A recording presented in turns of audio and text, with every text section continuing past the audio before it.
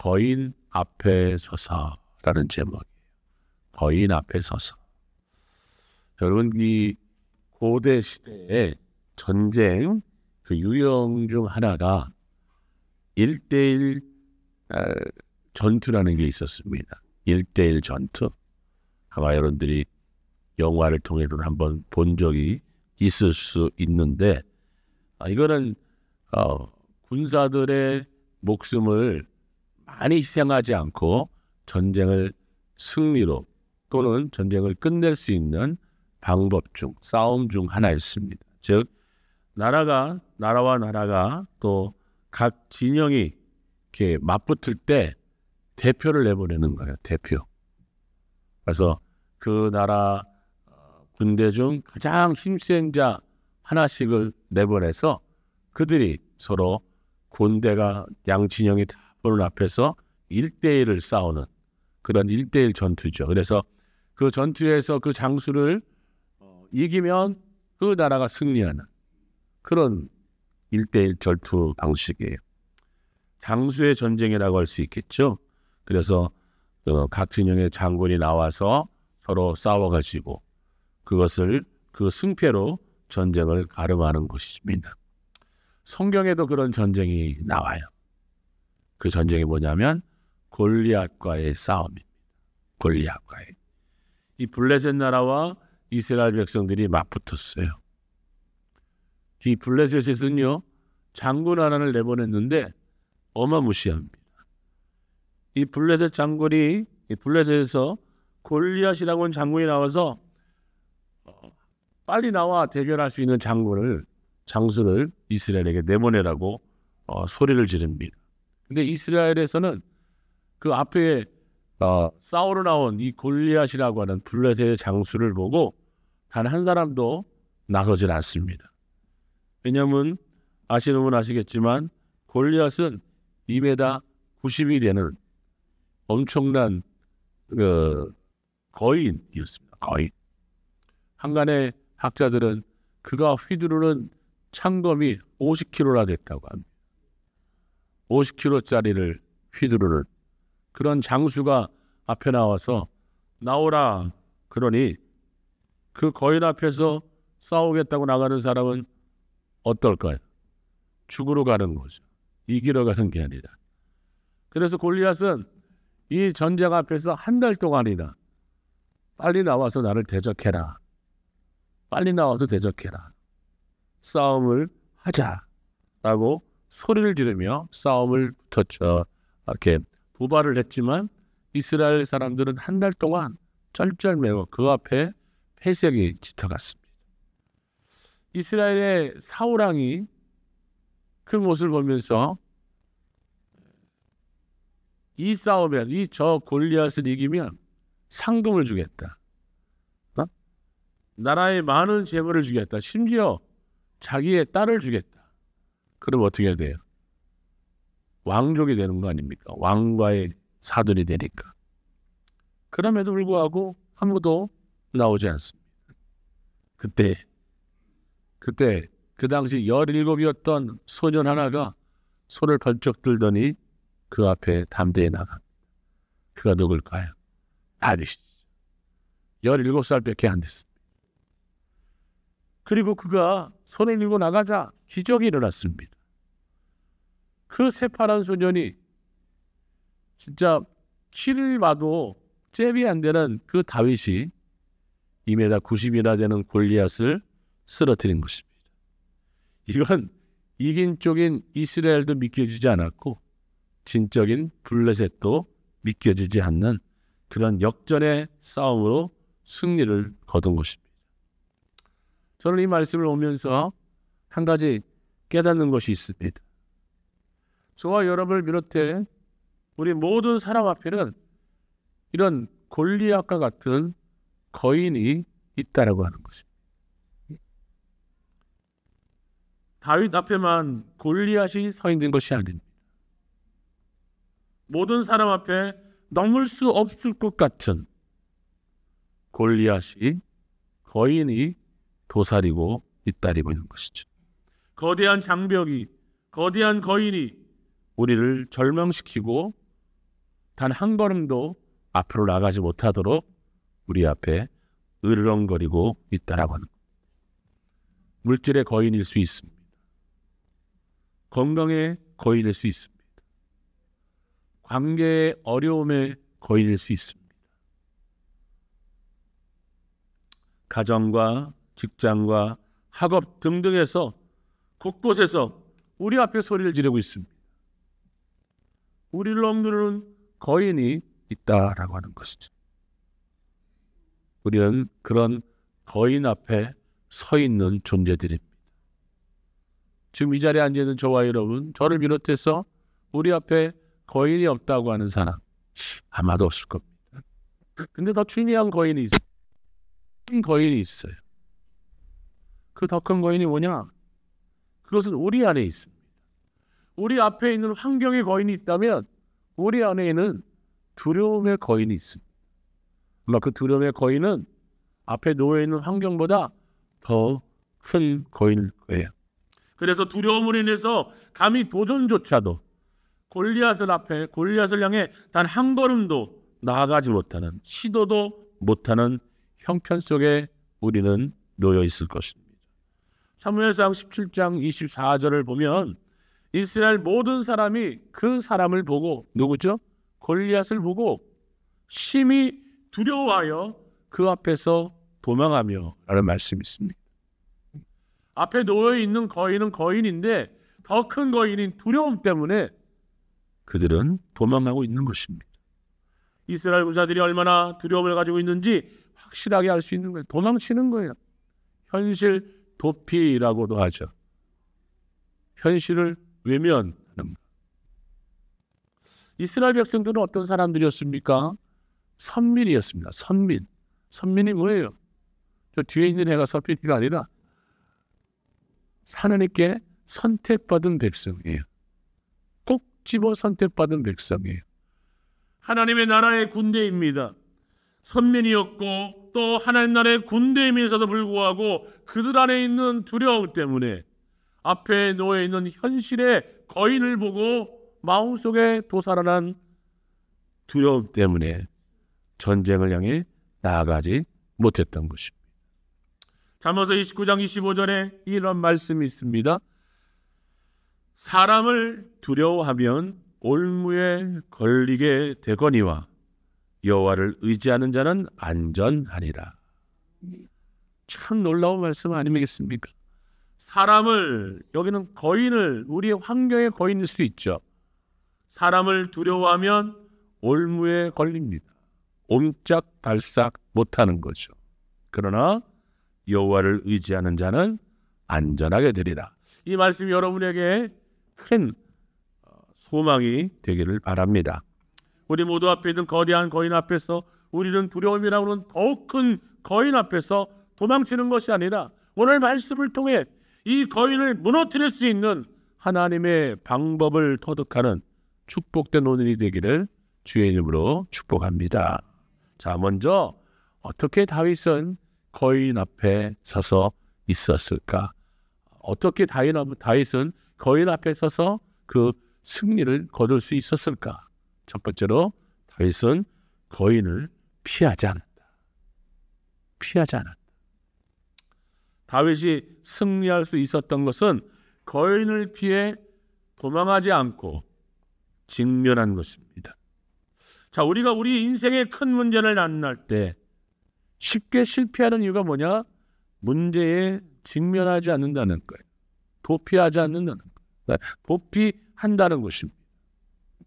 혹시 여러분 지금 여러분 앞에 놓여 있는 문제가 있습니까? 저에게도 문제가 있고 우리 교회에게도 문제가 있고 여러분 모두에게도 문제가 있는 것은 우리가 감출 수 없는 거예요. 문제 없다? 아닙니다. 다 있어요. 그럼 그 문제 앞에서, 그 문제라는 거인 앞에서, 골리앗 같은 그 거인 앞에서 우리는 어떻게 하느냐? 그 문제를 직시하고 직면하고 그 앞에 도망치지 않는다. 이런 모습이 우리들에게 피하는 거죠. 많은 사람들은 문제를 만나면 먼저 두려워하고 놀랍니다. 그리고 도망하려고 합니다. 외면하려고 합니다. 그렇기 때문에 문제 속에서 계속 살아가는 거예요. 인생의 문제는 두려워하고 도망한다고 해결되는 게 아니더라라는 거예요. 아니더라. 그렇죠. 그런 것 같아요. 문제는 문제 앞으로 전진해야 해결되는 거예요. 다윗은 이 거인을 만났을 때 도망간 게 아니라 용감하게 직면해서 싸우기로 결단하고 선택한 것입니다. 사무엘상 17장 32절을 보면 다윗이 사울에게 말하되 그로 말미암아 사람이 낙심하지 말 것이라 주의 종이 가서 저 블레셋 사람과 싸우리라. 누가 시켜서가 아니에요. 등 떠밀려 야 다윗 네가 좀 나가봐라가 아니라 다윗이 저 거인 앞에 벌벌벌 떨고 있는 그 문제를 직면하고 다윗은 사울 왕에게 직접 얘기한 거예요. 내가 가서 싸우겠습니다. 이런 모습이 오늘 이 예배를 통해 우리 안에 나타나게 또 세워지기를 축복합니다. 자, 문제보다도 더 중요한 게 뭐냐? 문제를 맞이하는 태도 같아요.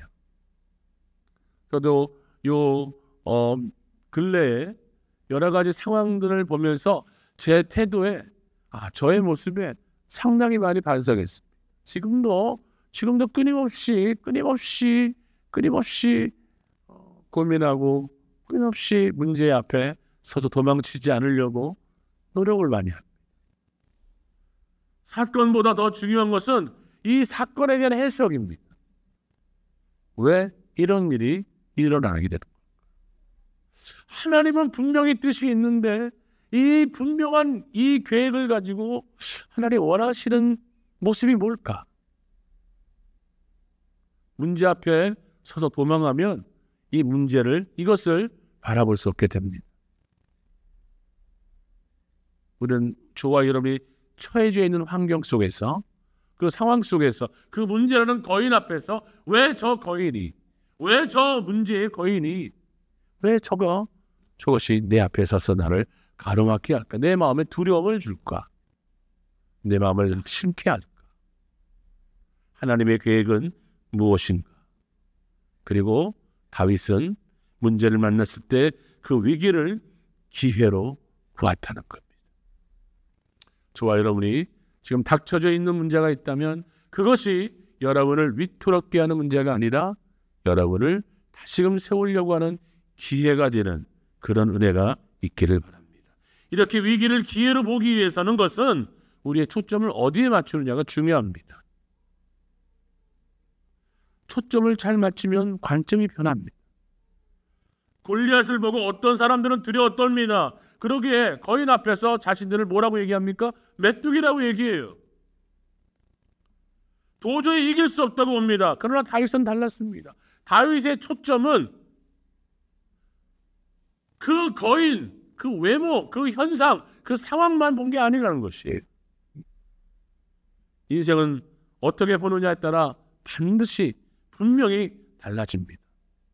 발상의 전환이 승리의 비결이 되기도 합니다.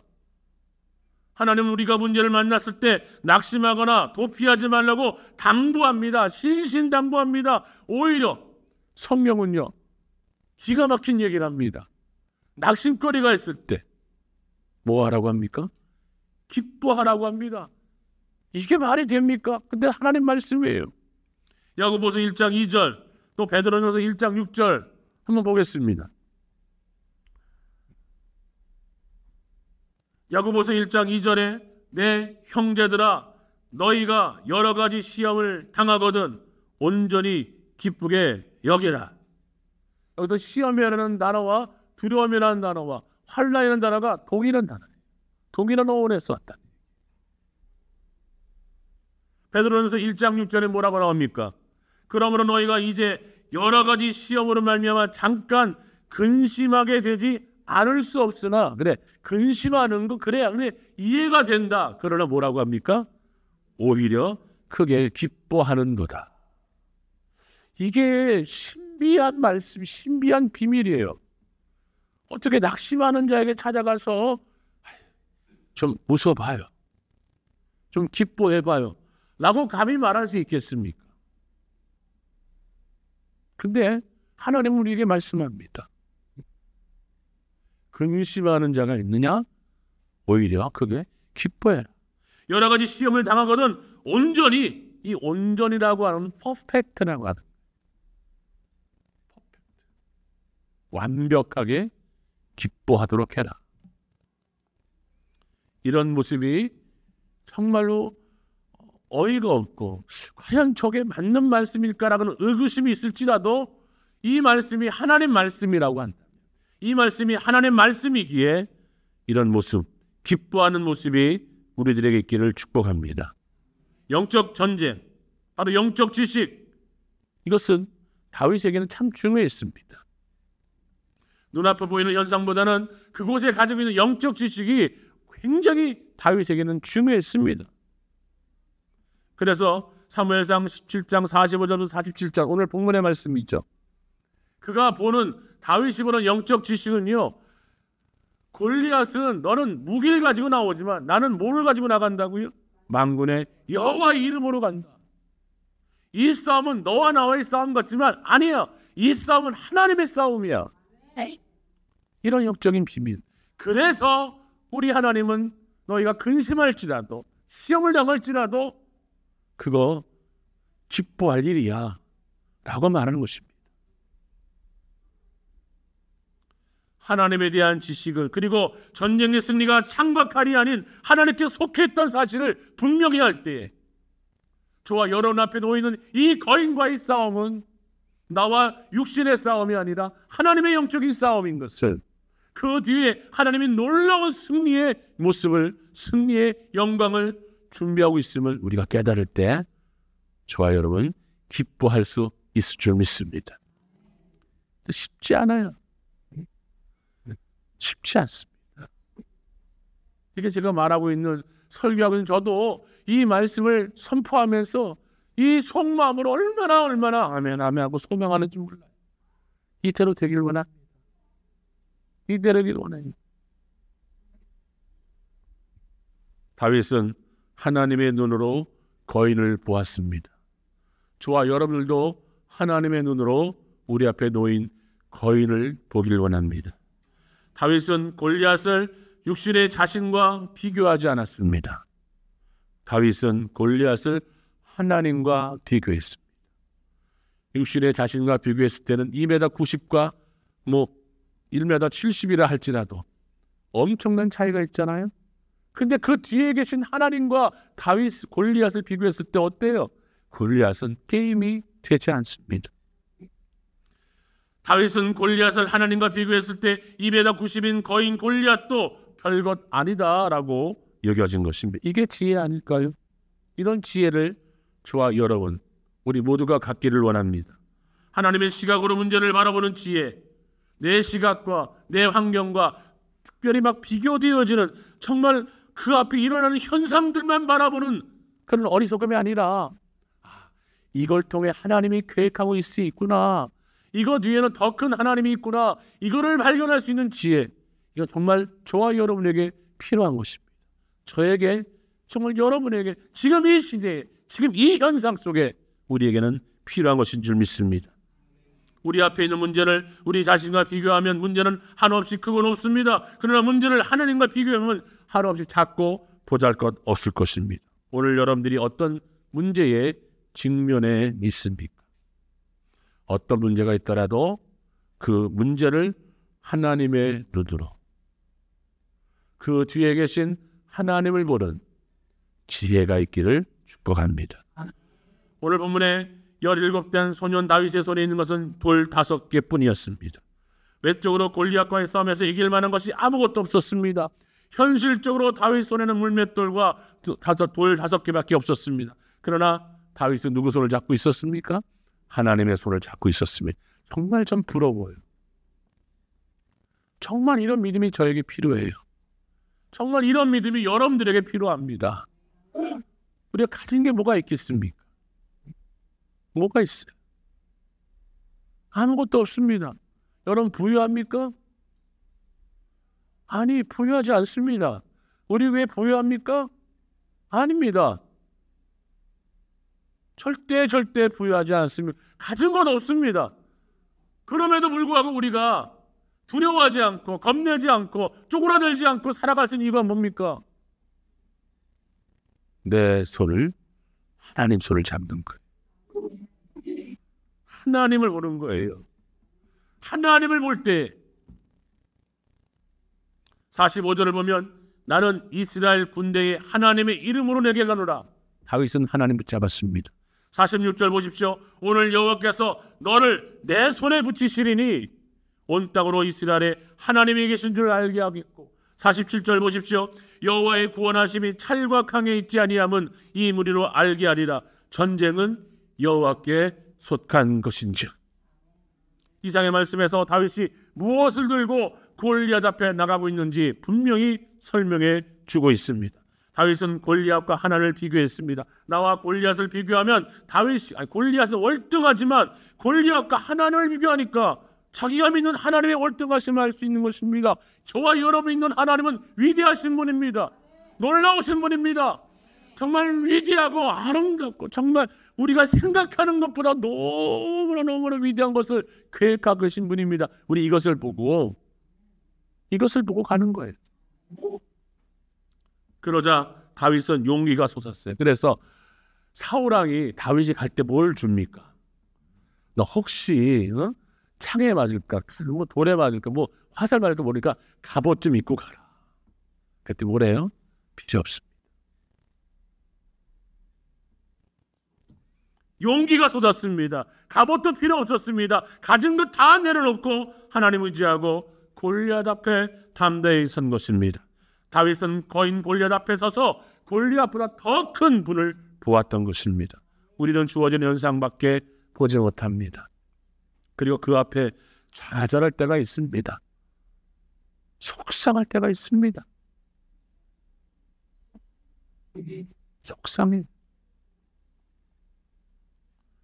이루 말할 수 없는 속상함이 있습니다. 그러나 우리가 그 현장, 그 상황, 그 뒤를 볼 수 있는, 그 뒤에 계신 하나님을 볼 수 있는, 그 뒤에 있는 하나님의 놀라운 계획을 볼 수 있는, 하나님의 그 섭리를 볼 수 있는 그런 눈이 필요한 것 같아요.